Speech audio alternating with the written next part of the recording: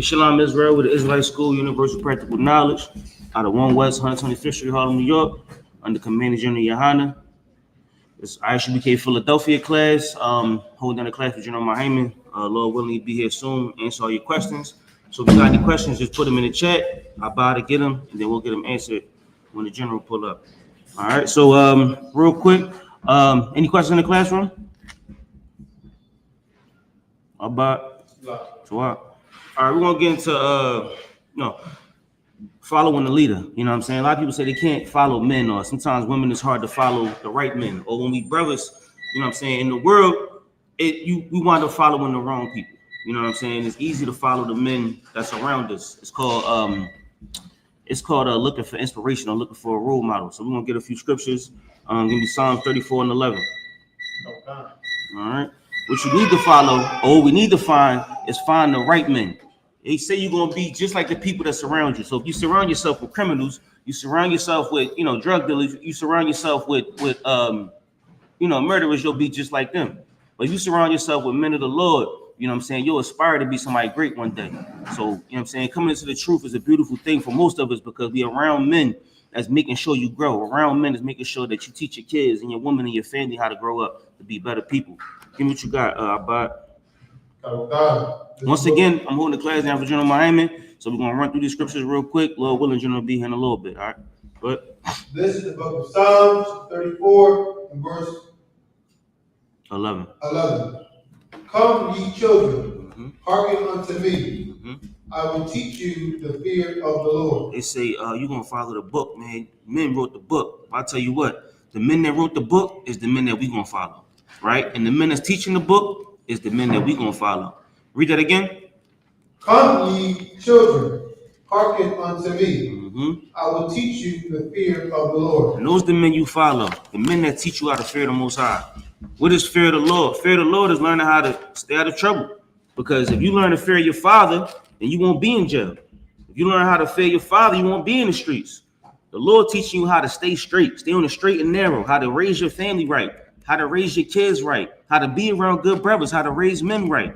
Because if you don't know how to do that, you'll find yourself right in jail. You got to be a good learner. You got to be a good student to be a good teacher. Read that one more time, Abad. Let me get up there with you. Where you at? Psalms 34? Okay. Verse 11.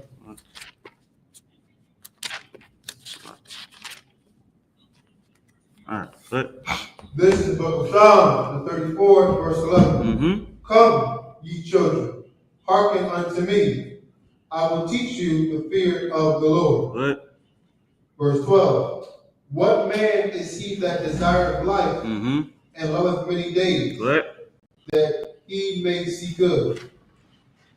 Verse 13. Keep thy tongue from evil. So this is what men of the Lord will teach you. Men of the Lord will teach you how to keep your tongue from evil. How to, what you just say? Desire life. Because I don't know if you know, but outside of here, we don't live a lifestyle. We live a death style. Every day we speeding towards the casket, right? You learn how to die in the streets. You learn how to become a criminal. You learn how to become a gang member. You learn how to become a drug dealer. Every lifestyle we live in the streets is a highway to death. But in here, they teach you how to leave all those things alone. We teach you how to leave all those things. They taught me how to leave everything out there. And you come here and you desire living. You desire life because you desire giving somebody the spirit to live. And the only way I could give it to you is if I had it, if someone taught it to me. We got to follow men that teach you how to live, teach you how to watch your mouth. Because when you don't watch your mouth, somebody's going to put something hot in your face. When you don't watch your mouth, somebody's going to smack your face. As a kid, you got to learn how to watch your mouth. Because if your parents catch you saying the wrong things, you'll find yourself in a world of trouble. That's what you learn here. You learn how to be better, right? And you learn how to follow people and listen to people better. You understand, little young lady? You understand, young man? Most High in Christ. Go ahead, Abad. Come. And thy lips from speaking guile. What's guile? Matam? For lack of better words, wrongdoing. Any form of evil. Keep your lips from speaking guile. Watch your mouth. Keep your lips from speaking evil. Desire how to live. Go ahead. Right. Verse 14. Depart from evil and do good. And do what? Do good. You know, it's hard to do. It's hard to do good. Even in school for the kids, sometimes it's hard to do good. Grades is hard to get, but you gotta be around people that get good grades. Because if you're not around them people, you're gonna be around the bad people that act up in class. And when you're around them, guess what? You around the people that act bad, so you bad. That's all the way across the board. If you're around people that act bad, then you're bad. If you're around the sinners, if you're around people that's getting high, smoking weed, selling drugs, if we around those people, then that's who you are. If anybody come outside and see people that sell drugs, smoke weed, and you with them, you must be one of them, right? If you surround yourself with the angels is right in this room. The angels going to teach you how to serve the Most High. The angels going to give you a spirit that you live for, that you live with. The angels going to give you the spirit to live, right?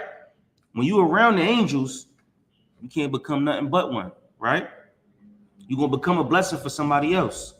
You're going to be somebody next to somebody like, and the Lord must have sent you because you're going to put the spirit on them to be better because you're around people that's better. Keep going. Seek peace and pursue it. Good. Verse 15.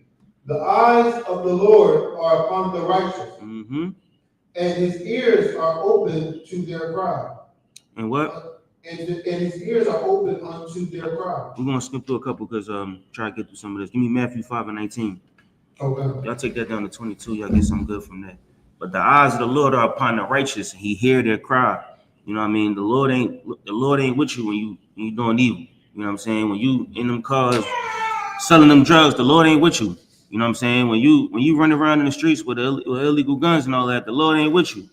You know what I mean? Or whatever you doing out in the streets, the Lord ain't gonna be with you.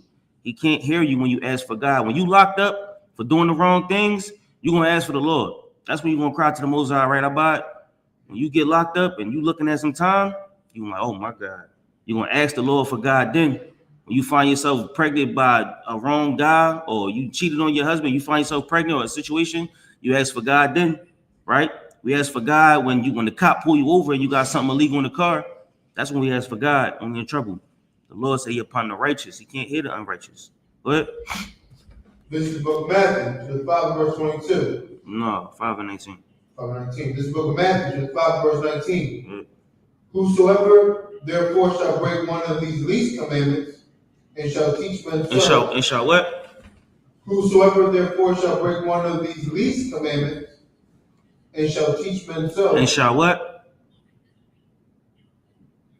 Whoever shall break one of these least you missing the heavy part. And shall what? And shall teach men so. That's what you find outside. That's the Christian church. Because they're going to break the commandments and they're going to teach you how to be wicked. They teach you how to be evil. They teach you how to go against the Most High. Well, the Lord said the Sabbath day is Saturday. Why we come to church on Sunday? Oh, don't worry about it. Just keep coming to church. The Lord said, the Bible said you could have this or you could do that. Well, how come we can't? Well, we're going to keep passing around that collection plate, brother. You just keep coming on to church. You know what I'm saying? They teach you how to be wicked. We're going to put this Christmas tree up in the church. You know what I'm saying? But the Bible say you can't celebrate Christmas. Don't worry about that, young brother. You just keep coming on to church. Well, how come the pastor a woman? The Bible say we can't. The pastor can't be a woman. Don't worry about it, brother. She a good sister. The sister know how to teach. She good. The Lord is with her. She gonna give you the spirit of the Lord. The church is wicked as hell. Not only are they wicked, they teaching you how to be wicked. And that's why so much wickedness come out the church. You know what I'm saying? The church, you got all manner of wickedness in the church. The women in there are terrible. You know what I'm saying? The men come out of there and they terrible. Lord be with them. You know what I mean? Keep going. He shall be called the least in the kingdom of heaven. But who's called the least? The man that's wicked as hell, and he teaching everybody else how to be wicked as hell. The man that you follow that's wicked as hell, he gonna lead you into hell, and it's gonna be sad for you, but it's gonna be horrible for him because he know better. But as a teacher in the I.S.U.P.K, you are obligated to teach the truth. We obligated to teach this, right? You listening, brother? We obligated to. What's your name? Yeah. Trooper Quaniyah. You obligated to teach this truth. The Lord calls you to be a priest and prophet of the Lord. This is your job. Your job is to be a teacher. You understand these scriptures and you teach men the scriptures. You outrank a Christian, any pastor, any deacon, anybody. You outrank them because you know more than them. And if they falling, then you got to teach them. Right? The Lord gave you the spirit to be a teacher. Keep going. But whosoever shall do and teach them, the same shall be great in the kingdom of heaven. That's what we just said. All right, go ahead. Verse 20. For I say unto you, give me Jeremiah 23:16.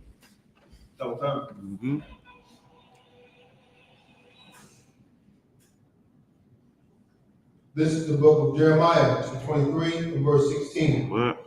Thus saith the Lord of hosts, hearken not unto the words of the prophets that prophesied unto you. They make you vain. They speak a vision of their own heart. Yeah. I hate to talk about it, but y'all heard about the devil that got hit this week, right? Last week, right? It's sickening because this is going to rip the country a new one. Because the talk about, can we say his name on live on here? They ain't gonna clip us, is they? Charlie Kirk. Yeah, Charlie Kirk. This devil Charlie Kirk, right? When you can't even talk in the workspace because it's so thick, the tension is thick, right? It's beautiful, right? Because you can see the black people wanting to talk about Charlie Kirk, but you can see the white people who don't want to hear it. And they're like, oh, it's so sad. They playing songs. The song was called Charlie by some devil named is a white rapper, right? He did a song named Charlie, right? He's playing the song, and the white people like, oh, that's so sad. And the black people over there like, damn, they know what he said about George Floyd, right? They said Charlie Kirk is just as influential as Martin Luther King, right? Then they said Martin Luther King shouldn't have a day. From the 60s on, Martin Luther King was the only activist that had a national holiday. So now they comparing Charlie Kirk to Martin Luther King, right? Both of these devils, both the brother who had a demon and the devil just prophesying lies out of their own heart, right? They telling you what they think. When somebody say, I think this and I think that, with nothing to back it up, no proof, no nothing. Charlie Kirk said, because George Floyd, most people said it, because George Floyd was a criminal, he deserved to die that way, right? George Floyd didn't do nothing that day. George Floyd had a knee on his neck for 8 minutes and called for his mother. Nobody deserved to die that way. But Charlie Kirk gets shot in the neck and he don't deserve that. It's evil, it's wicked as hell, right? He prophesied out of his own heart. Only people that we listen to is brothers out of this Bible, that speak out of this Bible. Jeremiah, Ezekiel, Zechariah, Zephaniah. And the brothers that we listen to nowadays are brothers that speak what these brothers said. That's how we learn. We learn from this Bible. Men that speak out of this Bible. The men that we listen to, the men that we around, they don't prophesy what's in their heart. You hear us quoting scriptures because this is how we learn, right? We teach each other with scripture because these words are 4,000 years old. It's not out of the heart of some devil that's speaking on the internet. It's not out of some freak boy that wanted to go have sex with white women. We listen to what he say because he's horny as hell. We don't listen to those men because we know that in their mind, they're just trying to deceive us. That's what devils do, right? Go ahead, Abad. Come. They speak a vision of their own heart. They speak a vision of their own heart. It's out of their mind. You know what I'm saying? Say again? And I'll take some water. And not out of the mouth of the Lord. So when you had the Million Man March, right? The Million Man March was for jobs. That's why everybody came up there. Everybody came up there because it was poor in the South. They wanted something new. They wanted to change. So everybody moved up, walked up from Alabama, Mississippi, walked up from Louisiana, walked up from Carolina, South Carolina, Tennessee. They walked up from Florida. They walked up from these down south states to Washington, D.C. They get to D.C. and flooded by the millions. When they get there, money getting passed up. What's his name? Bayard Rustin, Martin Luther King. They just getting the money. The money get passed up to the front. If everybody had $1, he at least made $1 million. And all he said was, I pray for the day that white people and black people can play together, because he wanted to play with white women. He said, I pray for the day that black people can go into white stores and shop at their stores. Meanwhile, the black neighborhood is falling into pieces, into disrepair, right? He prayed out of the heart, his own heart, the vision of his own heart. He didn't have what the Most High said. He didn't have a vision that the Lord gave him. He just wanted to be with white women. Keep going. Verse 17. They say still unto them that despise me, The Lord hath said, you shall have peace. Mm-hmm. And they say unto every one that walketh after the imagination of his own heart, no evil shall come upon you. They're gonna tell you the Lord is with you. They're gonna tell you ain't nothing gonna happen to you, just like Satan told Eve in the garden. You know what I mean? Don't worry about it. You're gonna come over here and nothing gonna happen to you. Or you're gonna do this and nothing gonna happen to you. They tell you out of the evil of their own heart because they want you to do what they want you to do. Right? That's how you know a righteous man, because he's going to give you life. He's going to help you live. But a wicked man gonna walk you right into hell. Right? Regardless of how you look at it, you always following a man. You're always following a man. So they say, I don't want to read that book. I ain't trying to hit them scriptures because a man wrote it. I'm gonna follow the Lord. But how do you follow the Lord if you've never heard what he said? Go ahead. Verse 18. For who has stood in the counsel of the Lord and have perceived Water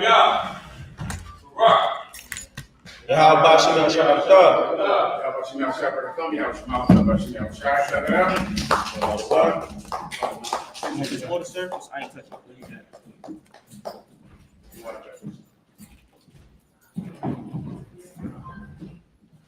All right, Akim and Akwafian. Let's get it on tonight. I'll answer all of your questions in the room and online. When you're ready, let me know. This is from YAHANNA, Slaki General. If I may receive a general breakdown of Ecclesiastes, chapter 20 and verse 1 through 4, the one at the bank. Glad OKC, of course. Let's get it on. Yes, sir. This is the book of Ecclesiastes, chapter 20 and verse 1.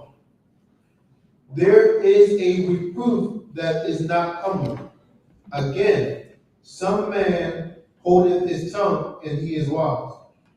I'm sorry, read it one more time. There is a reproof that is not comely. There is a reproof that is not comely. Does everyone, the brother, what was the brother's name that asked this question? I believe it's a sister, sir. A sister. Say her name again. Kasadwana. There is a reproof. Reproof is correction. Like if someone has to chastise you, there's a correction or a chastisement that is not beautiful, that is not good. That's what you want to know. Meaning there might be a time when you get chastised for a thing and it will not be graceful. It will not be beautiful. So because of that, go ahead. Again, some man holdeth. No, read it from. It is not comely. There is a reproof that is not comely. Again, some man holdeth his tongue, and he is wise. Again, some men hold their tongue, and he's wise to do it. Meaning, because you might get reproved in a way that is not graceful, that is not beautiful, some people watch their mouth knowing that. You get my point? So what's the lesson to be learned in all of this? Watch your mouth. If you watch your mouth, then you won't have to get reproved or corrected in a way that might hurt your feelings. There is a correction that could hurt your feelings. That's especially appropriate to men and women, but especially appropriate to women because women are very sensitive. Women are sensitive and they could cry or their feelings could be hurt if they're spoken to in a way that is not comely, that is not graceful. Well, an easy way to make sure that doesn't happen is to watch your mouth. Because, of course, if you do not watch your mouth, then before you know it, your husband is correcting you in a way that makes you cry. Everyone understands. Any other questions? Yes, sir. This is from U.P.K. Ka'ash. Shalom, Adawan. Can I get a breakdown on Galatians chapter 4, verses 24 and 25? Why is Hagar being compared to the covenant? Why is a what being compared to the covenants? Why is Hagar being compared to the covenant? Okay, where are we at again? Galatians chapter 4, verses. That's Hagar. That's how we pronounce it in the UPK at least. Hagar. Gracias. Go ahead. I'll explain why Hagar is being compared to the covenant. Hagar in the Bible is Abraham's second woman. Abraham had a woman named Sarah. She was of the seed of his people. And the Most High God told her that she would receive a child. But she was 90 years old when an angel told her that, so she did not believe it. She thought she was too old to give birth to a child. So she convinced Abraham to have a child with her maid. She convinced him to do it. So he did it. And his maid got pregnant. His maid was a woman of another race, of another people, right? That maid gave forth a son. That son's name was Ishmael. Ishmael became the father of the Arab people. The Arab people today are the sons of Ishmael, or the Ishmaelites, right? Their mother is Hagar. Later on, Sarah absolutely did conceive a child, even though she thought she could not. That child's name was Isaac. Isaac became the father of Israel, and thereby Isaac is the father of the Israelites. Everyone understands, right? The Israelites are blacks and Hispanics, so-called North American Indians, and the Ishmaelites are the Arabs. So that's what you need to understand this breakdown, all right? Go ahead. This is book of Galatians, chapter 4, verse 24. Which things are an allegory? For these are the two covenants. The one from the Mount Sinai, which gendereth to bondage. Gendereth to what? Gendereth to bondage. One second, stand by. So, okay, all right. One from Mount Sinai, which gender unto bondage. What is bondage? Slavery, right? Mount Sinai because of Abraham. Meaning these are the children of Abraham. The Ishmaelites, the Arabs, are the children of Abraham. The word gender means it's in the family. Meaning these people are in the family of slaves. What it's trying to say is that the two children of Abraham, one child of Abraham, are slaves. They're the slaves, the children of Abraham, the Arabs. Keep going. Which is Hagar. Which is Hagar. Go ahead. Verse 25. For this Hagar is Mount Sinai in Arabia. For this Hagar is Mount Sinai in Arabia. In Arabia, meaning the Arabs control the Arab world. They're in charge over there. They have a land of their own, a vast land. They have oil. They have wealth. They're the Mount Sinai of the Arab world. They're in charge of that world. Keep going. And answereth to Jerusalem. And they do what? And answereth to Jerusalem. But they answer to Jerusalem. What's the point of all of this? These two covenants, there's one promise that the Most High God made with Hagar. To be more specific, you might need later on, once the children grew, then Ishmael began to mock and ridicule Sarah because she could not have a child yet.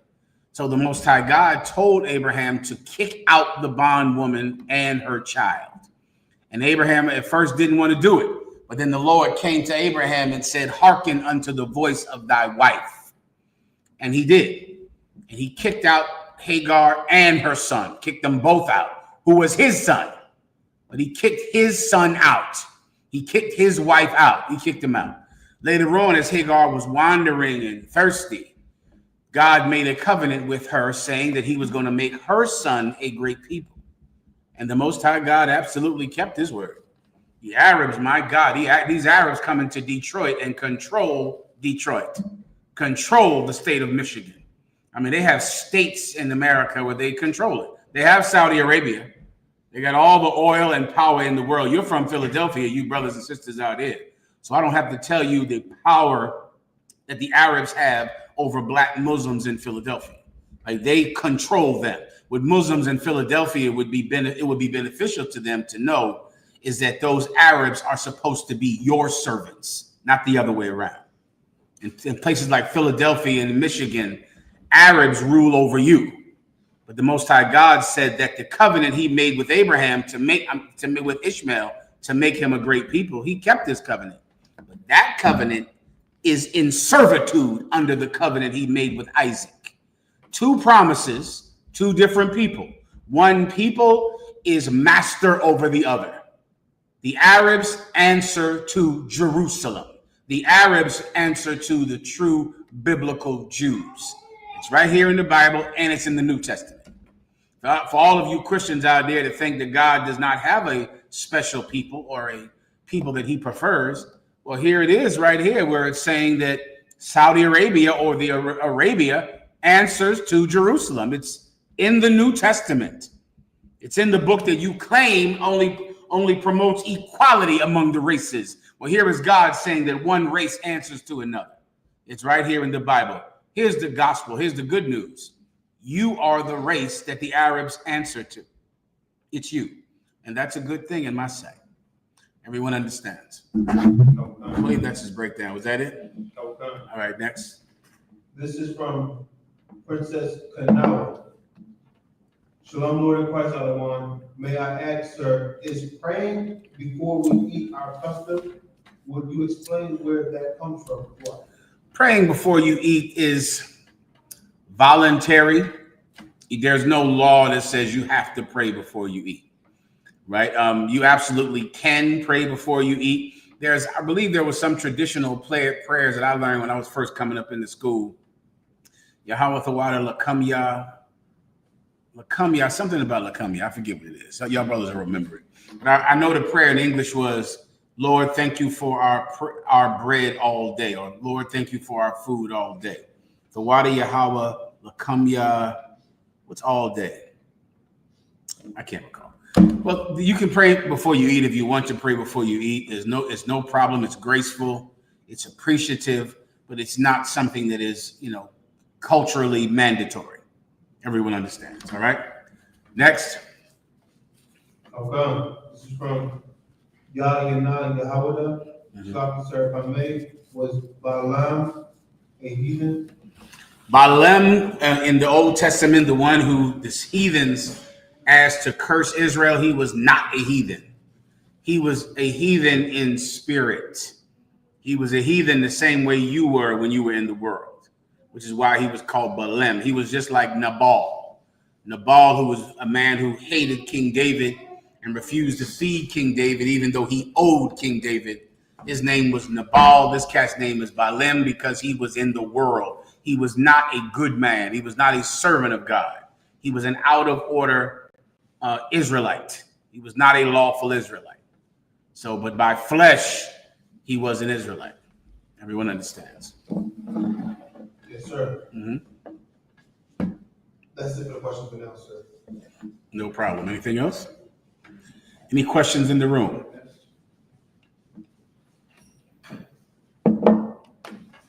Oh, sorry, if I may. A question just popped up. This is from Princess Madame Anya Jewel. Dawashma Akaba Shimon Shah, Slavi General, if I may. And I have the general breakdown of Luke chapter 9, verse 62. Hey, knock, come here for a second. I'm sorry, say it one more time. General breakdown of Luke chapter 9, verse 62.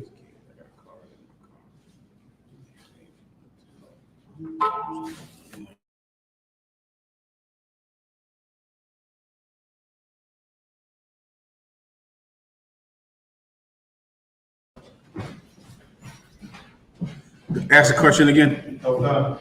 May I have a general breakdown of Luke chapter 9, verse 62? Oh, General Hazayan just gave me the meal prayer. Let me say it for you, all right?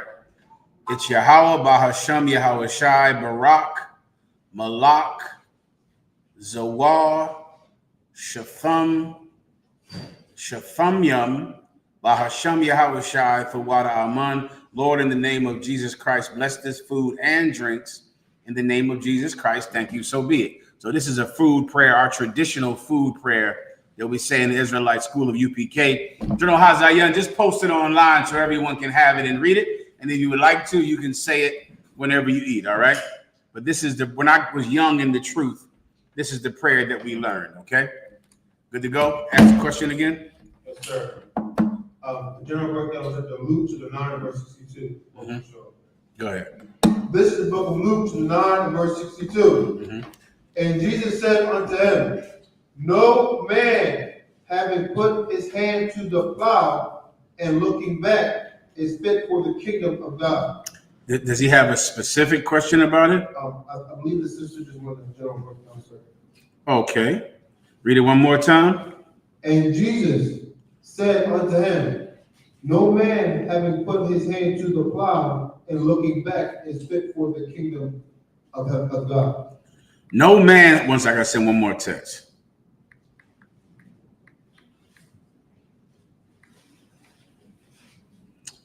Stand by. Okay, one more time. Let's go. This is a brother or a sister? A sister, sir. A sister. Read it one more time. This is the book of Luke, chapter 9, verse 62. And Jesus said unto him, Sorry.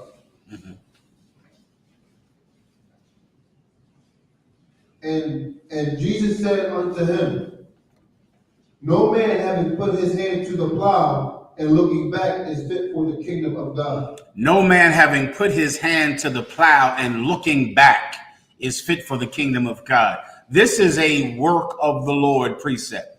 It's comparing the work that we do for the Most High God to physical farm work, to labor. It's making a comparison. So just see the comparison first. You're pushing a plow. You're pushing a plow, and to push a plow, you need to make straight rows. So imagine you need this ox to go straight. But then as you need the ox to go straight, you are looking back instead of looking forward. And that is essential to serve God.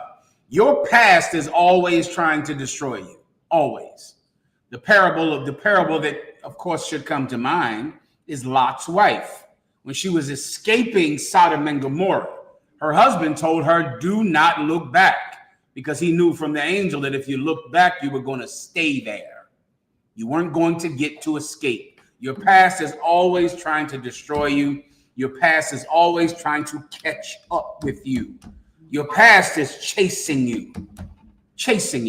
So to make sure it never catches you, you have to go forward. You have to keep moving.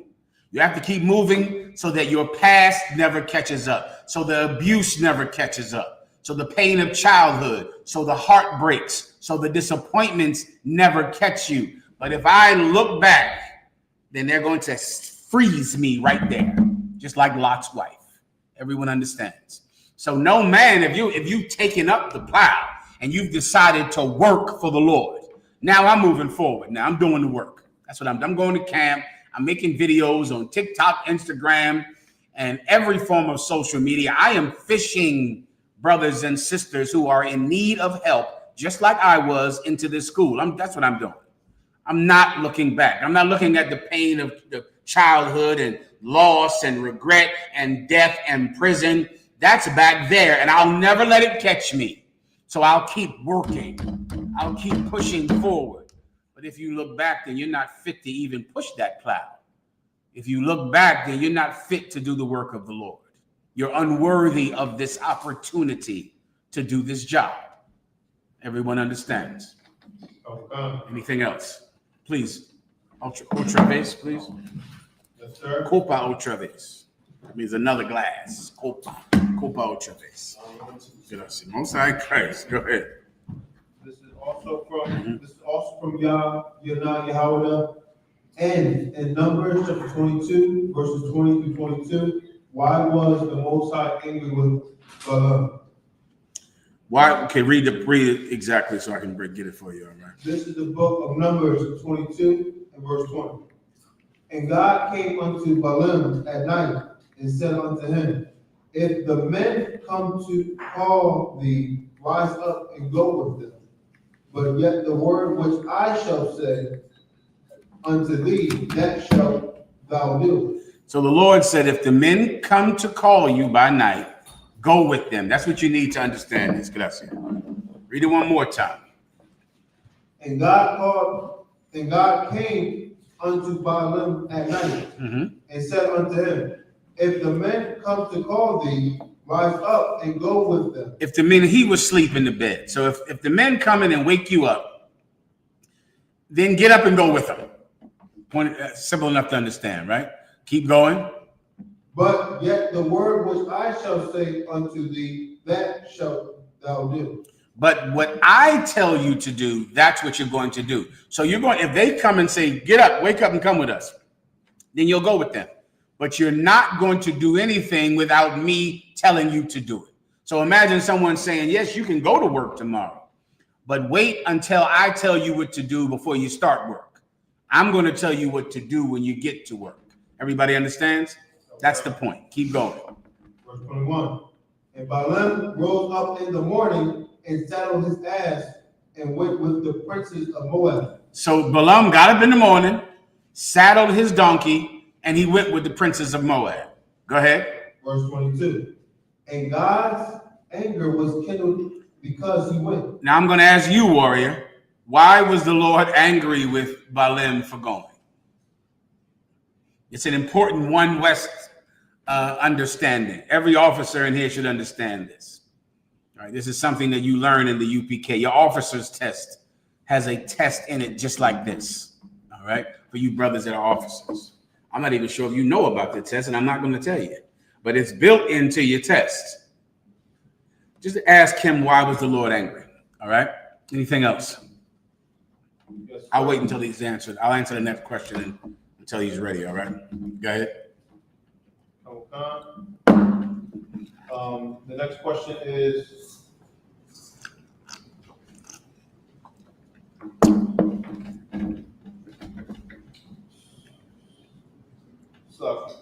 yes, Officer the one Yahweh, did Lot's wife return to her sin, or is... Mathumia? Come on, just a second. Go ahead. Did Lot's wife return to her sin, or is the looking back literal? The looking back is literal.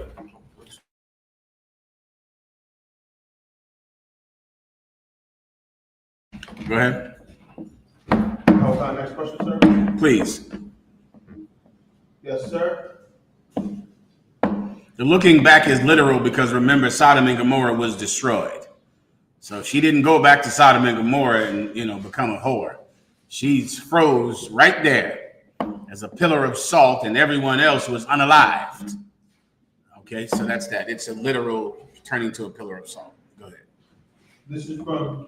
Which, of course, in science is not that complicated because, of course, when a body decays, you become dust, right? That's what you become. You become dirt when you decay. So just imagine calcifying down and becoming minerals. That's a very scientific and normal thing, right? That you absolutely can become. Carbon is where fossil fuel is made of. Like all of the gasoline that you put in your car is an accumulation of dead animals that have been dead for thousands of years. And before you know it, these dead bodies of dead snails, dead crabs, dead everything becomes fossil fuel. The oil from all of their dead bodies now, lubricate the earth's plates or go into your car for you to travel and drive on it. It's called fossil fuel. So she turned to salt. Everybody understands. Go ahead. Okay. Mm-hmm. So this is from Tanakh. I appreciate you working. Send me cash app. Just text it to me, please. Good. Go ahead. This is from Tanakh Yahweh. Mm-hmm. Shalom, Lord of Christ, my Lord. Is it adultery if a woman living LGBT community sleep with a man even though she's married by Esau standard? If a woman is an LGBT woman and she is married with a marriage license and she goes and she has relations with a man, is that adultery? No, it is not adultery. It's her waking up. It's repentance. That's what it is. It is not adultery in any way, nor does a marriage license mean anything at all to God. That means nothing, right? She's not married to a woman. You cannot be married to a person of the same sex. You cannot. You can be in a financial agreement with them, just like two men. Knock and myself can open up a hot dog stand together. Like myself and Knock, we could become business partners with each other. And we could own half of the business. And he couldn't sell his half without my permission. And if we sold it, he'd be due half of it. You can get into a business contract with someone of the same sex, which is exactly what a marriage contract is. It's a business contract. That's what it is. But to God, two people cannot be married ever. So if two women are with each other in an intimate way, the way she should be with a man, those two women are taking advantage of each other. That's all they're doing. That's it. They're just hurting each other. You've been sexually abused as a child. Your mother was on drugs. Your father abused you. She was sexually abused as a child. She grew up in poverty. You knew she was destroyed. And you two decide to take advantage of each other, to hurt each other. You two are just too selfish to tell your friend she should get help in therapy and not sex with you. That's all. You're just selfish people. You see a lesbian couple out, you can always tell which one is the evil, selfish one. What's the evil, selfish one with two women? The pretty one. The pretty one is the evilest, most selfish monster in the world. Which one is being taken advantage of? The butch. That butch big one who's 400 pounds, dresses like a man, has low self-esteem. That pretty one gets her to babysit her children. She watches her kids for her. All she does all day is make this pretty girl feel pretty. She goes to bars with her. The girl is big and fat, so no men ever look at her. She comes in there with this little skinny girl dressed like a slut, and she always feels pretty and always is getting attention. And unlike you men who go get attention, who go give other women attention. That's what men do. You see, men, their interests, it's hard to hold the interest of a man. You get my point? And looking good is just not good enough. Looking good will get a man's attention until he has you once. After that, he's looking at someone else. That's just, how babies are born, sweetness. Men focus on you, get it, and then they focus elsewhere, right? But this old big butch, she's a ready-made slave to babysit the kids every day. She has no job, and she's a drug addict. So, all she'll do is just watch the kids as long as the kids call her Max, or the kids got to call her Ralph or something like that, which messes the child's brain up because the child knows this is a woman, but she's telling me now I got to call her Ralph. But she babysits me every day. And she'll just be a servant, strap on some plastic apparatus just to satisfy the needs of this selfish, pretty monster. Two LGBT women are just taking advantage of each other. That's all. They're not married. And then before you know it, one of them decides this ain't going to satisfy what I need. I got an itch that this one just can't scratch. Do you hear me, knock? And then before you know it, one of them goes out there and gets a man. Now you're married. You were just two sinners before. Everyone understands. Anything else? The same thing goes for you men out there in the LGBT community. You don't know what you're missing out on by not having a woman. I don't know what you think you're doing with that old man. You're here with a man. What the hell are you doing? Go ahead. Salaki. Go ahead. My ribs. You might need the microphone. Salaki. Oh, Go ahead. I don't even know what to say. Your choice. My ribs cousin. You got to put the mic to you if you want to say My ribs it. cousin is a homosexual. I hear you. So he's been homosexual for a while. So Forget I'm it. like, you never been with a woman though? He was like, nah, I tried it once. I'm like, man. He said it was too late. I fell out the chair. I was like, oh my God, it's a lot. Okay. Well, let me hit you with something. I've counseled many people in the LGBT community at my service under Commander General YAHANNA, right? And he's lying to you. It's a lie. Okay, that's what let me tell you something about LGBT men. LGBT men have to act like they hate women to be accepted by other LGBT men. So in essence, they'll always have hey, fishy. It's too wet. It's icky. It's nasty.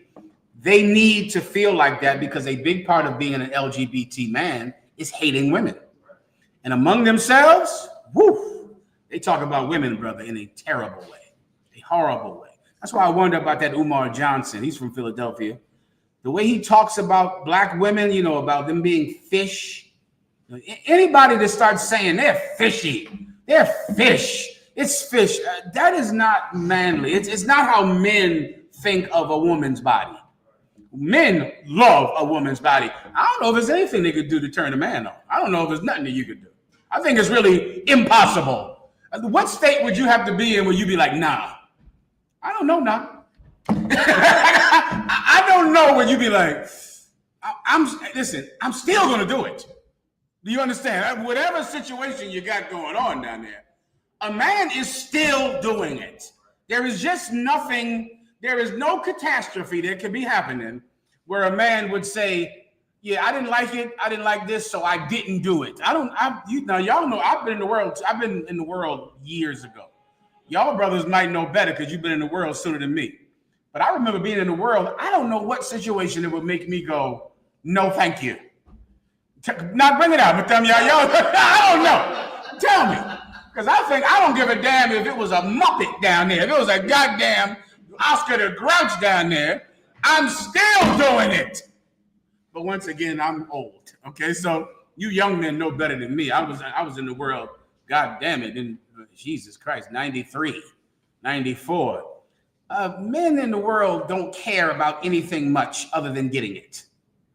They don't care about that. So if an LGBT man, he's super critical of the woman's body. You know, she got stretch marks. Stretch marks. I don't even know what are you even talking about? Why you? She got stretch marks. It's too wet. It smells. I don't understand none of that.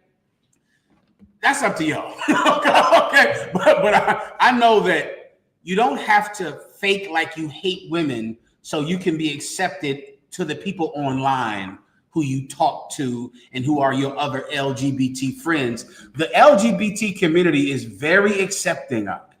If you act like you're one of them, they're going to swoop on you and make you part of the family. The minute you just act like women is just too wet, they too nasty. Really? Come be with us. Come be part of us. We're family now. Like they form bonds quickly in the LGBT community. Why?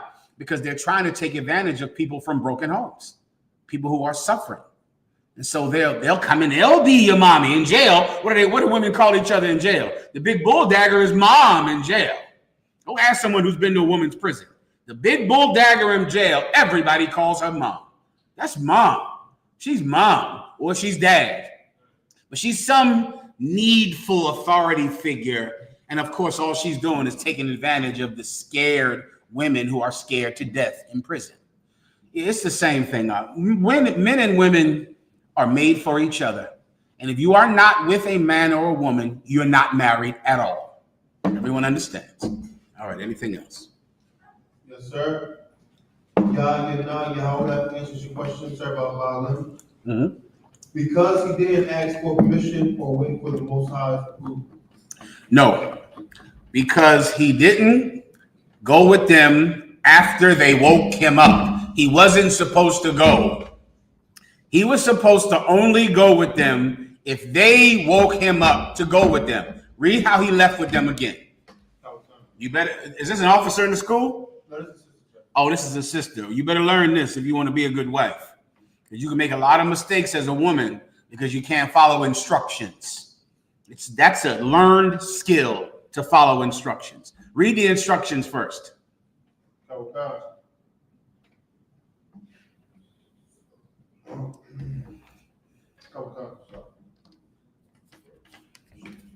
Wherever you can ask her where it is. Where we just read from with Balaam? 20. Go ahead.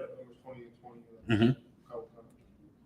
This is the book of Numbers 20 and verse 22. Oh, sorry. This is the book of Numbers 22 and verse 20.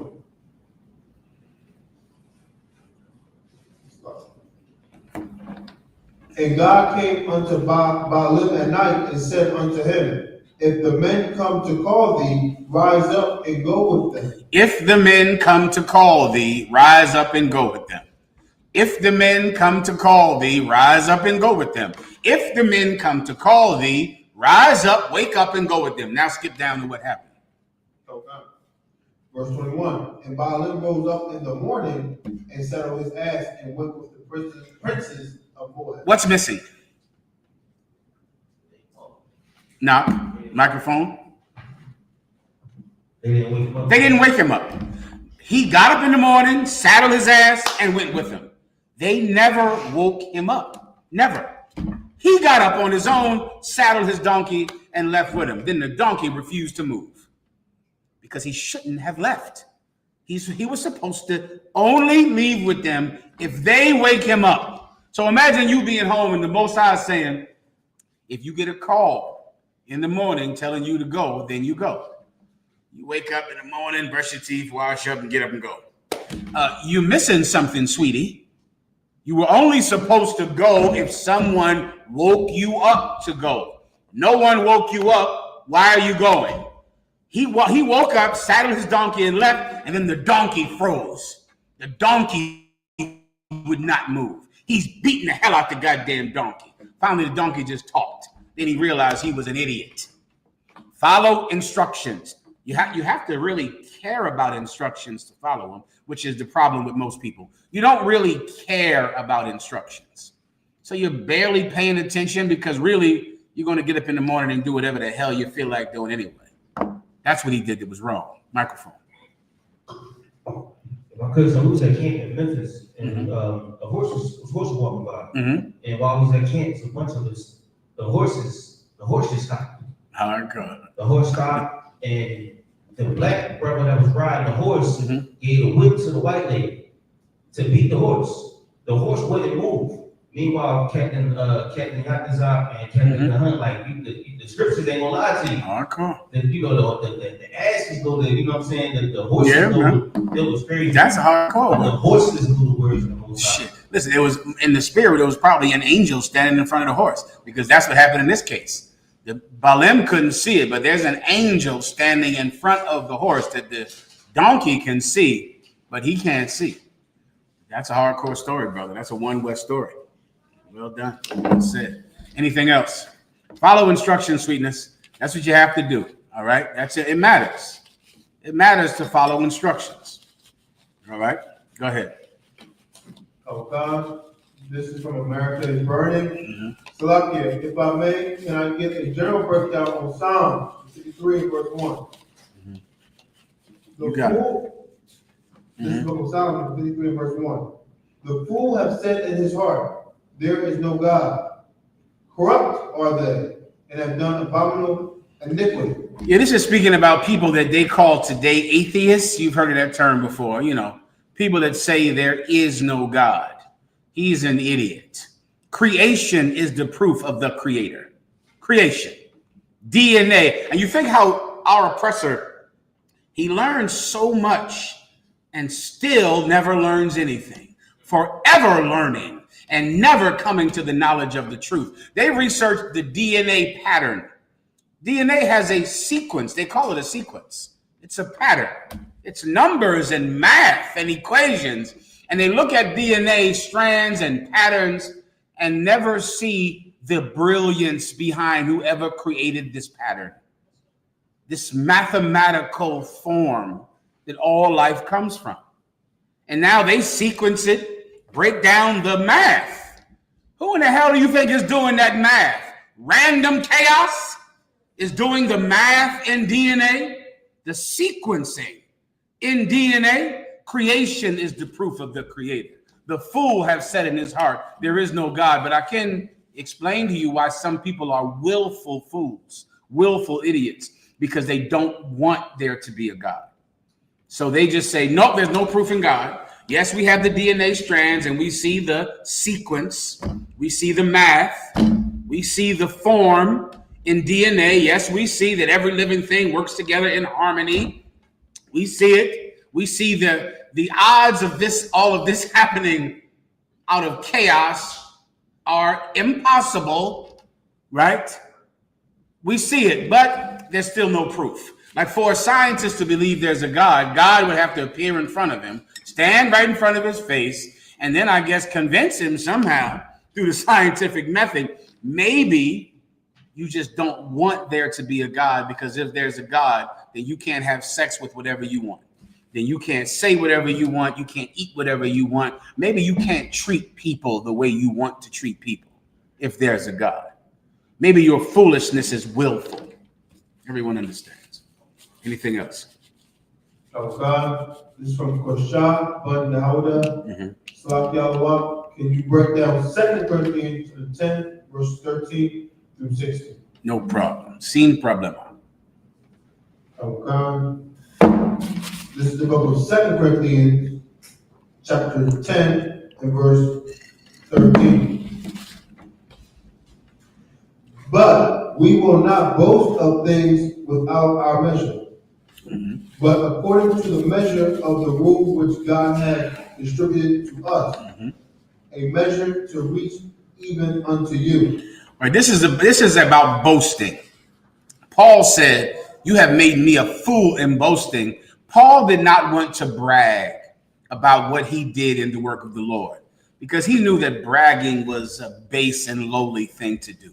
Somebody that's puffed up and full of themselves, and all they can do is talk about themselves and what they are. To a man of honor, bragging is, primitive. It's something lowly. But Paul knew that he had to brag. He had to boast, because if not, you would follow the men who bragged, and you would not follow him. Because the men who were braggarts and boastful, that's who everybody loves. Everybody loves Donald Trump because he brags and boasts and only talks about himself. He's self-centered and selfish, and people who are sheep love that. So because of that, Paul had to brag about what he did, how many cities he raised up, the work, the miracles, and the work that he did, so that you would realize that you didn't have to follow this braggart simply because he's so self-absorbed that you feel safe around him.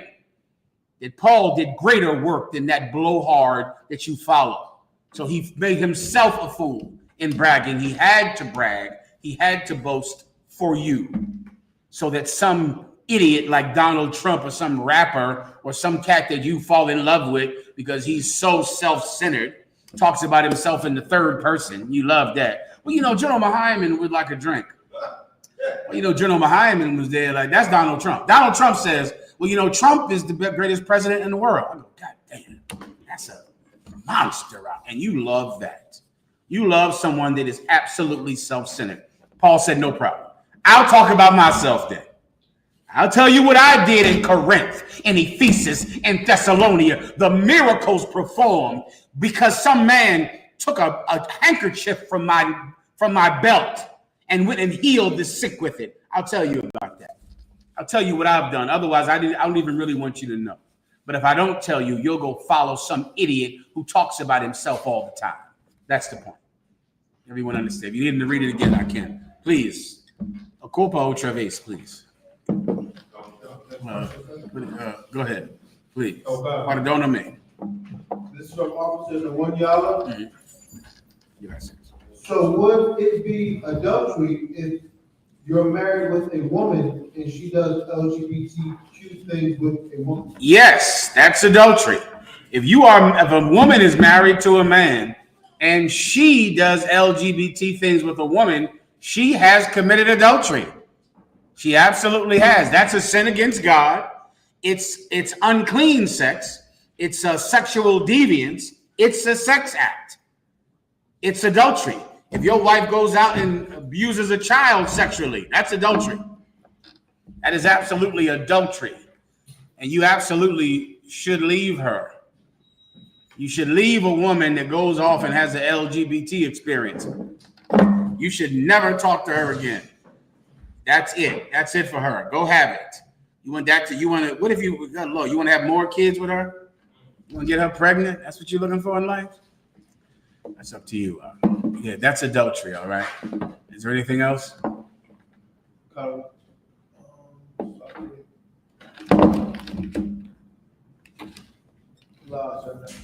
Any questions in the room? I'm sorry, go ahead. Okay, sir.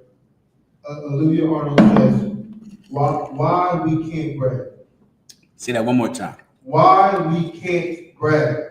I don't understand. Why we can't pray? No, brag. Okay, the reason that you can't brag is because you give honor to yourself instead of to God. That's why you can't brag, right? You're bragging about something that you had no credit in doing. What are you bragging about?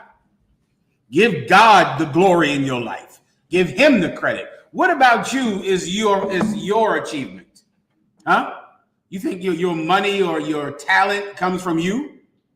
Nothing that you do well comes from you. Nothing at all. You're blessed.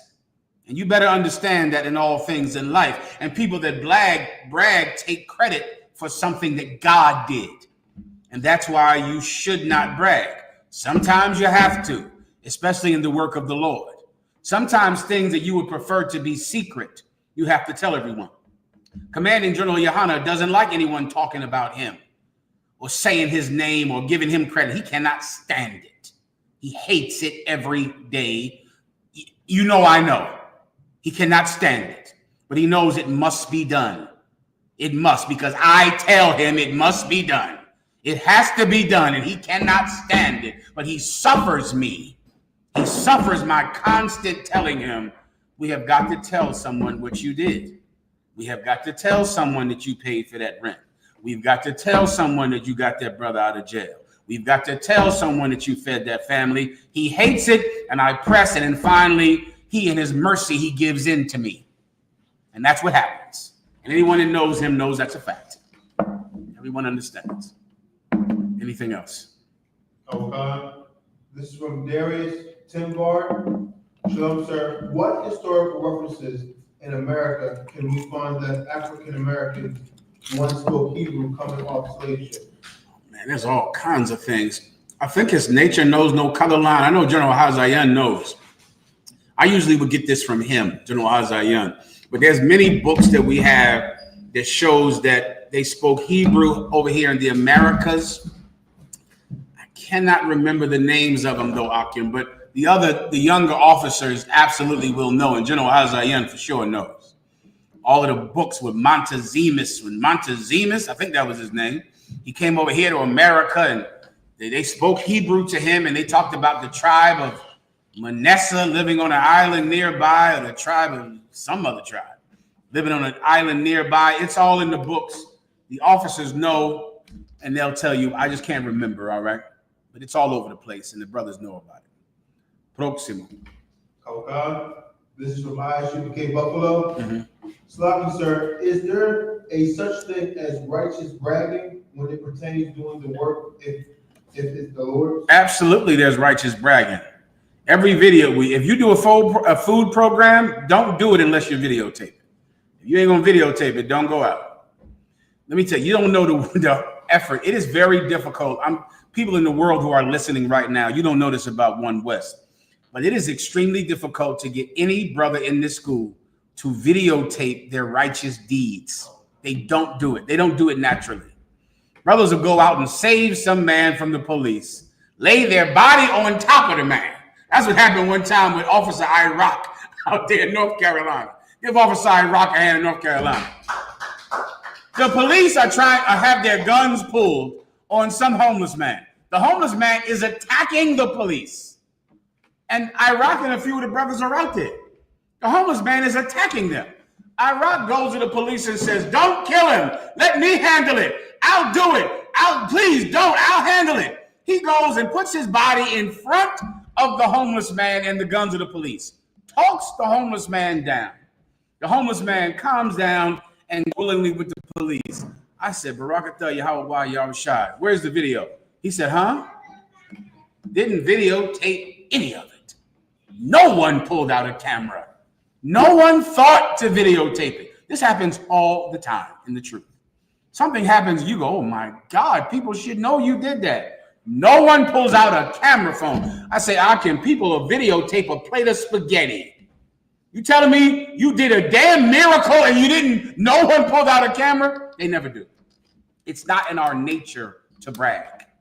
Like, we're men that put our hand to the plow, brother. We work. But we have to become the kind of people that force ourselves to brag. We force ourselves to brag. You have to do it. You have to push yourself. You have to go, I can't stand doing this. I can't stand showing everybody that this is happening. I want to feed the poor, and I don't want to videotape it. I don't want anybody to know. But I'm going to videotape it. I'm going to let everybody know for the sake of Jesus Christ. Give me the precept where Jesus Christ did that. For time's sake, I'll give it to you. When he healed Lazarus, he prayed to God and he said, God, I have no reason to pray to you because you already know me and you know what I want. I'm praying to you so that the people will see it. I want them to see it. Jesus Christ did so many things, forcing himself for people to see it and acknowledge it, because that would bring people to God. Then he did other acts, but he told everyone, don't tell anyone. He healed the man with blindness, spit on dirt, made clay out of it, put it on the man's eyes. The man could see. He told the man, go into the city, in the temple, wash your face, pay the sacrifice, and don't tell anyone that I healed you. The man said, okay, left out of there and told every goddamn body. Everybody that was standing around, he told them. Otherwise, we would never even know that Jesus Christ healed blindness from some man. He did that all the time. He would say, don't tell anybody. They would still tell. But there are so many things. You could write a whole nother Bible on the things that no one ever told about, because he didn't want to be bragging. He didn't want to be an ass. He didn't want to be. The kids are in the room. Give the children a hand, by the way. What's your name, sister? Say again. Donye. Give Donye a hand. Outstanding. Donye is very lovely. What are your children's names? Anaya. Judah. Yuri. And Reese. Give them all a hand. Don't worry, kids. We're gonna give out some money later. Just stand by, because you're about to get some money. Give Knock a hand. Knock Witten is giving y'all some cash tonight. Your big Uncle Knock. He's going to give you some loot. Let me show it to you right here, children. Here it is, kids, right here. This is coming right here tonight. You just keep paying attention. Keep being good boys and good girls in class. Here it comes. Go ahead. Keep going. Oh, God. Next question, sir? Mm-hmm. Go ahead. Break it down. It's a lot in the book, but I'm gonna just get to the meat and potatoes, sir. Mm-hmm. This is Lost Tribes in the Promised Lands by Ronald Sanders. In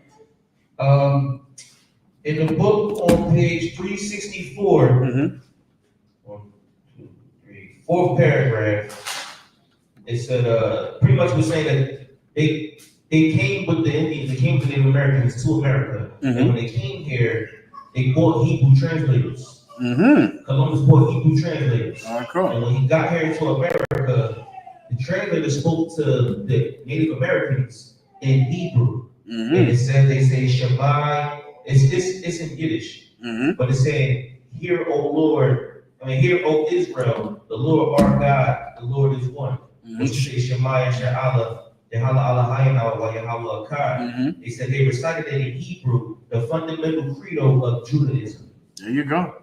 That's all over history. That's one account.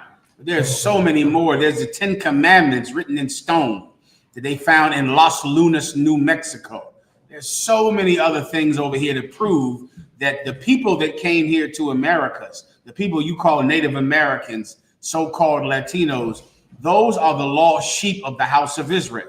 The people that escaped persecution from the Roman Empire years ago, the people that escaped persecution from the Persian Empire years ago came over here to America, and that the Hispanics are the chosen people of God. That is the great crime that this government, that our oppressor commits. That instead of blessing Israel, they're cursing Israel. Every time you harass and persecute an Hispanic, you are cursing the children of God. And there's great judgment for that. I pray you understand. I pray. There's great judgment for that. Ooh-wee. Keep going. This is from a priest and officer of 50 at Yala. Shalom Yahweh. Hold out your vase, please. Pardoname. Go ahead. Shalom Yahweh. General, with your grace, man, you break down on the fate of Japheth. The fate of Japheth. I'll explain to you who Japheth is. Japheth is a heathen race. They are not Israelites, but they are the people of the islands, meaning the Polynesian islands. Hawaiians are Japhetic. Give me some other ones. Eskimos, Hawaiians, Aborigines of Australia. Those are all the Japhetic people. They're heathens, gracias, but out of all of the heathen races, they were the kindest to us. There are 17 nations on the earth. There's been one nation that was the nicest to us. the Japhetic people have been the kindest to the Israelites, which is why they're called Japheth. Japheth means, I believe, happy or joyous people. Knock. Please. I was gonna say New Zealand, Fiji Islands. New Zealand, Fiji, the Aborigines of New Zealand and Fiji, the Tongans, those big old Samoans, those are Japhetic people, and they were kind to us. They're not our brothers and sisters, but they were hospitable and kind to us, and the Most High wanted us to remember it. And they're Japheth, which means happy people. Come on. It's like zombie in the rough. Please. This says during the transatlantic slavery to America, the Caribbean, and South America, in some cases, Hebrew letters or symbols like the Star of David have been noted in old structures connected with slavery. They are usually tied to Jewish merchants, owners, communities that were present during that time. This is writing of the enslaved Africans themselves. Yeah. So they try to say, well, we found a Star of David, which you call a Star of David, which we call a Shield of David, over here, you know, hundreds of years, and they go, oh, a Jewish person must have went over there. No, that's not how it got there. The Jews were there, but the Jews are not the people that you work for in Hollywood or that you get money for so you can hate the Palestinians. The Jews are Negroes and Hispanics, and they always were the Jews. It wasn't until the white man's intense racism that we lost our identity. That's how we really lost it. All right. Next, proximo. This from I.S.U.P.K Buffalo. Are the Philippines Japheth as well, sir? No, the Philippines are either Moabites or Ammonites. They're either Chinese or Japanese. I can't ever remember which one. I don't think I've ever seen a Filipino. I don't know what the hell that even is. It's something over there in the West Coast. They got Filipinos over there. They're heathens. They're not Japhetic. They're either Chinese or Japanese. Commander General YAHANNA knows. I don't know. Come on now. They speak Spanish, sir. They speak Spanish. What are they? They're Moabites. But they're Moabite. I cannot guarantee what they are. I'm about 70% sure that they're Moabites who were colonized by Spain. Does that sound right to anybody? Not? Go ahead. Manny Pacquiao is a Filipino. Manny Pacquiao, he speaks Spanish, right. And this part of China, the Philippines, was colonized by the Spanish. So they speak Spanish, but they are Chinese people who speak Spanish. They are not Israelites and they are not Japhetic. They're Chinese people or Moabites. Anything else? That's it for now, sir. Okay. Any questions in the room that I can answer? Just let me know. If not, let me get you a preset. Stand by.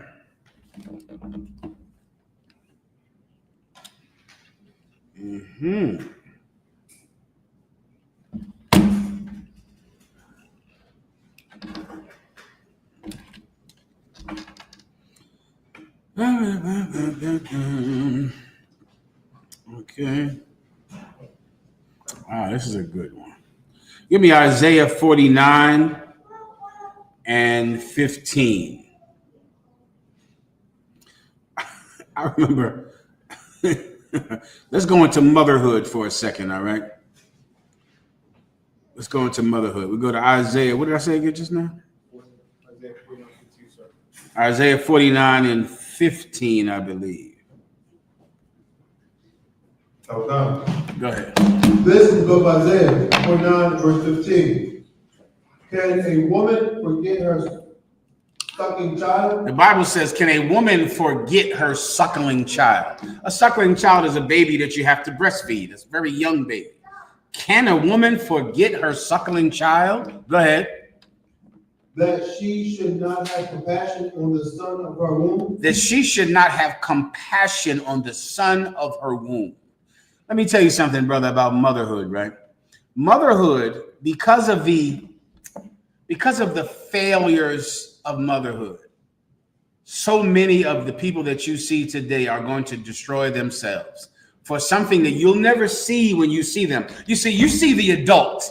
You look at a drug addict or like that homeless brother that recently stabbed that white woman on the train, on the bus somewhere. And everyone sees him. Recently, Fox News said that they should just kill all the homeless people. That was on TV. He said we should just kill all the homeless people. I remember going, my God, you white people, you got one answer to everything, don't you?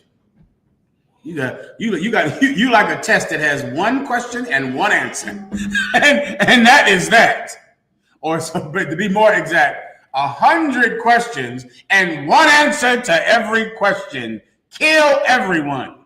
You see the adult and you see the crime they commit and you see the destruction that they leave. You don't see the baby who this man was. And every terrible person you've ever met or ever seen or read about or heard about, that person at one time was a baby, was a child like these children in class. And because we don't think about that, we don't do anything about the next generation who's going to end up just like the people who are stabbing people on trains, selling drugs, and shooting people. And this problem is so much worse in the white community. The white community has terrible parents, horrible mothers and fathers.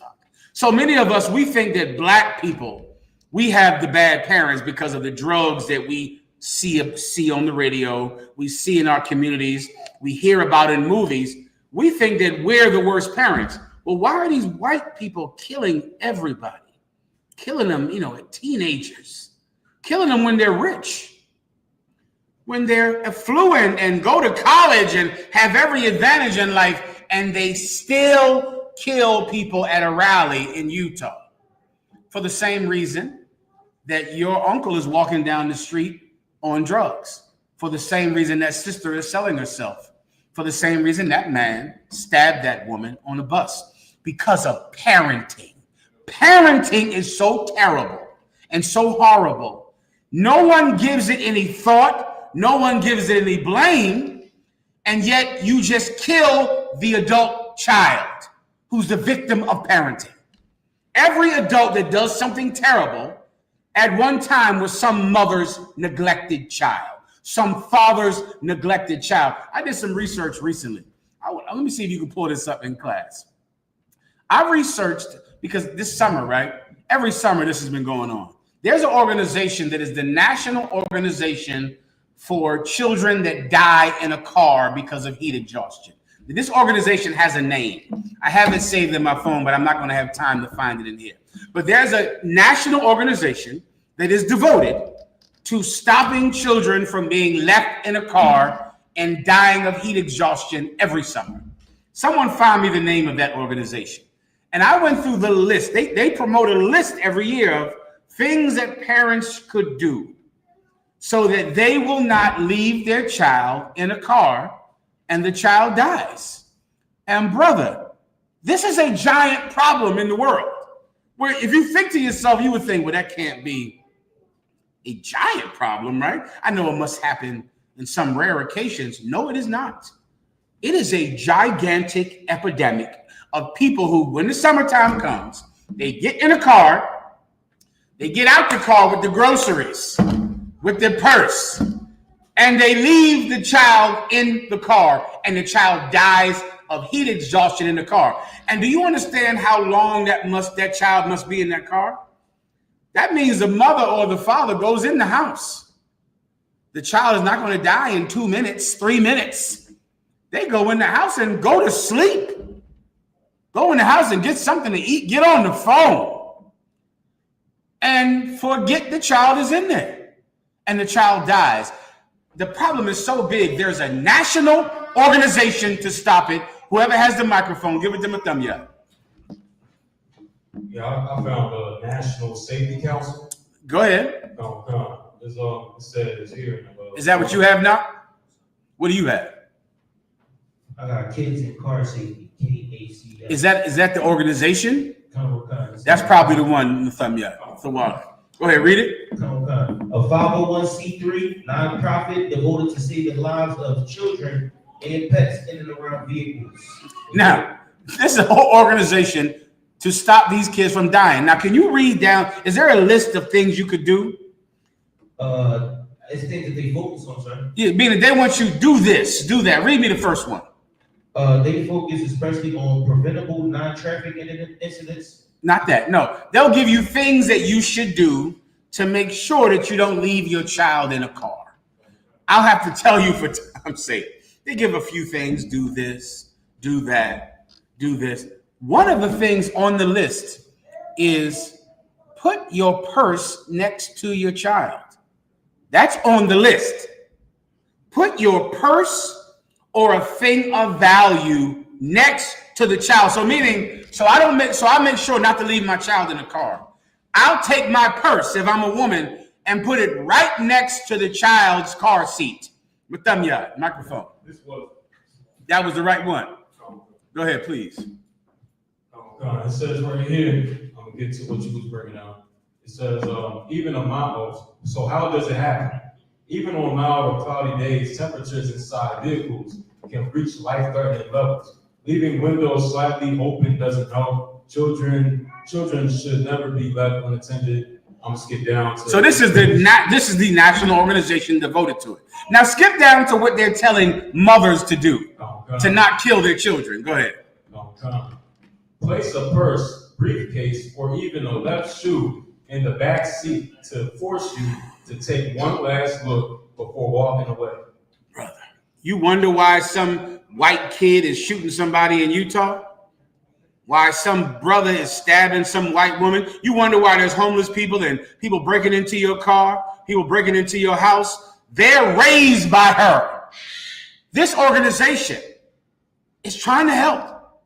They've studied this. They've hired psychiatrists and therapists, and they've looked at the data, the numbers, and they're telling you to not kill your child, put something you care about next to your child.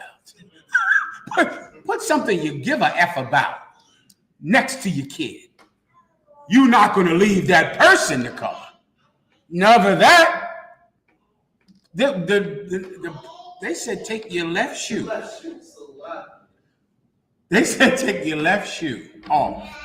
Put your left shoe next to the kid. So as you get out, I guess your foot touched the ground and you go, I forgot I have a baby. Let me go get my shoe. Oh shit, I got a baby in there. Let me tell you something now. Parenting is not, no one cares about it, because to be a good parent, you have to be something that flesh denies. You have to be selfless. And selfishness is a cruel, cruel enemy to every society, every community. I think about how evil you parents are. I think about how evil the movie industry is, the video game industry. How many years are we going to have white kids shooting up some school? You're going to go to their house and pull up the video games of them killing everybody on video games. Red Death Redemption, Call of Duty, all of these games where they are killing and shooting every day, all the time. The people who own those games are parents. You're a parent. The people who own, how many John Wick movies are we going to effing make? How much John Wick? Who knows the story of John Wick? Who wants to break it down for me? Mahayaman, you seem like you know about it. Come on. Now, John Wick has made like 8 movies, right? How many John Wick movies have they been? I can't tell you that, sir. I think it's about 6, 7. Now, tell me the story of John Wick. Now, this is a story that white kids love. White kids love this story. Why did what's the first one about? So I believe what John Wick is about, right, is some devil that got his dog killed, and then he went to unalive everyone that was involved in it. Give him a hand. That's the John Wick story. Let me tell you the John Wick story. John Wick had a dog, and this man killed his dog and stole his car. John Wick killed everyone that was walking. Then he did part 2, part 3, part 4. John Wick Equilibrium, John Wick Cerebellum, John Wick Paraba, 8 movies. Then they had some bitch that would start killing everybody, some woman. And as you're watching this, now you're the director of this movie. You know about Sandy Hook. You know about Columbine. You know about Uvalde, Washington. You know about these white children who watch these video games, and they've been killing each other for 30 years. This year alone, there were 502 mass murders in America. I forgot about the one that happened in Utah. 504. That's not counting gun violence. I pray you understand. That's not counting gang violence. That number is not counting gang violence. If you count gang violence, boy, the number gets real high. There's 502 mass murders, not counting gang violence. Are you telling me the director, is the movie producer, the video game owner is never going to say, let's stop making video games mowing down people because they killed your dog? Because of any insult, any transgression, any bit of anger, you do anything to anybody, you F around and find out. Maybe we got to stop finding out. Maybe people should not be so selfish that all they care about is the profit from making video games and movies. And these bastards in Hollywood, they had the Emmys last night. Y'all see that? Oh, my wives watched the Emmys last night. The Emmys are full of people that hate Donald Trump and love John Wick and love every shoot 'em up gangster movie, Quentin Tarantino. But they hate Donald Trump because he's a tyrant. Donald Trump is a tyrant. Who wins for best movie? Zombie Killer USA, kill all the fucking zombies. Come up, you win. You hate Donald Trump, but you love money. So you're never going to stop mowing down zombies everywhere they are. Zombies, kill them, shoot them. But we hate Donald Trump because he's a fascist. Listen, I think you might be more like Donald Trump than you want to admit. I think all you care about is your own greed and avarice. I think that's all you care about. You don't care about being a mother. You don't care about being a parent. You don't care that some child has to go to school and they're not going to come home, not because of crime, not because of drug dealing, not because they made a wrong choice, but because some 18-year-old played your video games, watched your movies. Parenting is something no one cares about, because to care about it, you would have to be selfless. Can a mother forget its suckling child? Yeah.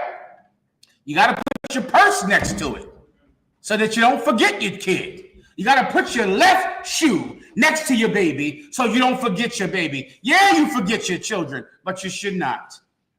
You should not forget your children. The minute that parenting becomes more important than money, you're going to stop violence. You're going to stop school shootings, stop mass shootings. The minute that you care about raising a child who learns compassion, kindness, forgiveness. Don't you know in cartoons, brother, they shoot ray guns, lasers. They shoot lasers in cartoons for a reason, so that the people can get shot and then wake up. It doesn't kill them. They get shot with a laser. Oh boy, they wake up 10 minutes later. That wasn't good enough. You got to go make a video game where they get mowed down with bullets so that they die. No one used to ever die in movies. I have a perfect video. I cannot play it today. I'll play it Thursday. Of these actors in Hollywood trying to fight to make Western movies less violent, because Westerns were so violent that they just turned everyone into shoot 'em up, bang, bang, Jesse James, Billy the Kid people. And everyone got so goddamn violent. And no one changes it. No one does anything about it. And children are cowering under a desk in school because no one cares about being a parent. Can a mother forget her suckling child? Absolutely. She'll leave it in the car unless she puts her purse next to it. Donnie, let me give you a little cash. Come on, get the baby some cash before they go. Come on, baby girl. Give me you right here, sweet baby. Come on up. Give her a hand. Come on up here. What's your name? Denai, come on up. Let everybody see your pretty dress. Look at Denai. Look at everybody. See everybody on TV. They see you. You're so pretty and smart. This is for you because you're a good girl and you're very smart. Yahweh Shamar Alatha Ba'Shem Yahushai. Your mother will teach it to you. Good girl. Come on, next brother. Give me this young brother right here. Who's the next one? Who's the oldest? Come on up, the oldest brother. Look at him. He's strong and powerful. Look at this kid right here. What's your name, brother? Judah, give Judah a hand. Boom, bang, bang. Good job. Judah, this is for you, brother. You're a good boy. Good job. Come on up. Who's the next one? Uh-oh, here he comes. He's running. He's hardcore. He's coming to get it. Come on. What's your name, brother? Huh? Good job. Let me give you a pound. Boom, bang, bang. This is for you because you're a good boy and you're smart. Good job. Come on. Get a baby something. Get this to the baby right here. No, get this to the baby over there. Put this to the college fund right here. Put that on the college. Go ahead. That's some office. Nah. Good job.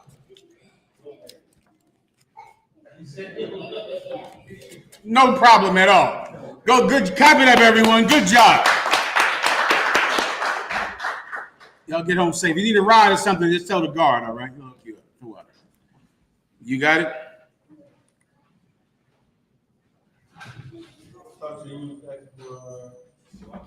The precept, yeah, read the precept again. I mean, someone got to tell me when I got to go upstairs as well. Here you go, now. Come on. Go ahead. I'm sorry? 840, go ahead. You called for Isaiah, right, sir? That's the one I already read already. That was a breakdown I needed to get into tonight. You know, I remember. I sent this to you, Daya. That's the problem. Hold on one second. Any more? Any other precepts? Any questions on that, sir? You have a question? Yes, sir. Okay, I'll take it. Go ahead. Yes, this is from Officer Warrior, Slav General Kanye, breaks down from Genesis chapter 2, verses 10 through 14. Mm-hmm. Specifically, what was the name of land mass be known as today in the body of waters and rivers? What were the land? What land mass is he talking about? In Genesis chapter 2, verses 10 through 14. Let me hear it, please. This is from Genesis chapter 2 and verse 10. And a river went out of Eden to water the garden. From thence it was parted and became into four heads. Verse 11. The name of the first is I.S.U.P.K, that is which compasses the whole land of Havilah. There's another one. I believe he wants the name of the four rivers that come past the Garden of Eden. I cannot remember this. The last one I remember telling me this is General Shalimar. General Shalimar, I know, has these rivers. One of them is the Nile. The other one is the Higdon, the Pison, and I forget the other one. But I know General Shalimar has it. Y'all can text him and get him from him, or the other officers who he's taught might have it. I can't remember these four rivers. I think one of them has a different name, but I just can't remember them. But there are four rivers. But when you look at these four rivers, it encompasses the entire Middle East. The Middle East is the Garden of Eden, meaning it would encompass Saudi Arabia, Iraq, Qatar, Yemen, Afghanistan. It's four rivers that encompass that entire thing. All right, go ahead, Mahayaman. Sorry, go ahead, please. Unless someone wants to bring it down. Go ahead. Yeah, I had these might be four. Go ahead. Look it up. It says Pishon, Gihon. Gihon sounds right. The That sounds right. And Euphrates. I can't remember, Rock. So ask one of the officers. They'll know better than me. I just can't remember that, all right? The officers know about it, okay? In my head, I see Shalimar breaking it down to me because that's why I'm bringing up his name, but I'm sure he's taught countless other officers since then, all right? You look it up, the brothers will tell you. Next. Was that it? We up? All right, with that, pass the class over to Priest Officer Mahayaman.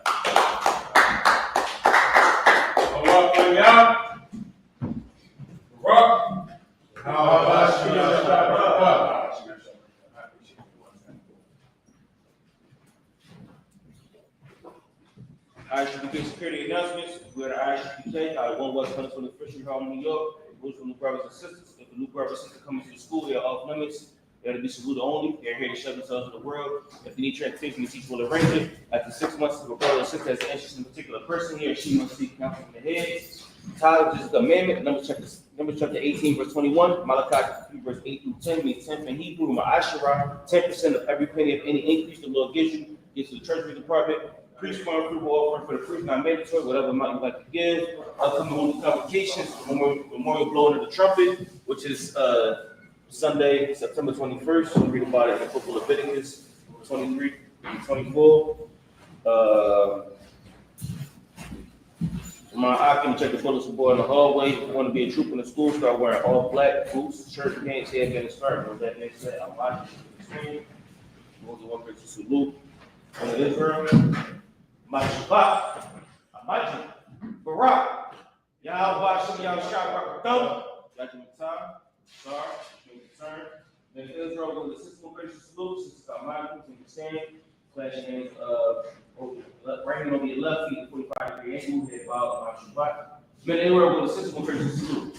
Men Israel, my Shabbat, Amaji, Barak, Yahweh, Shamar, on the top, by Shem Yahweh, Yahweh, time, class dismissed.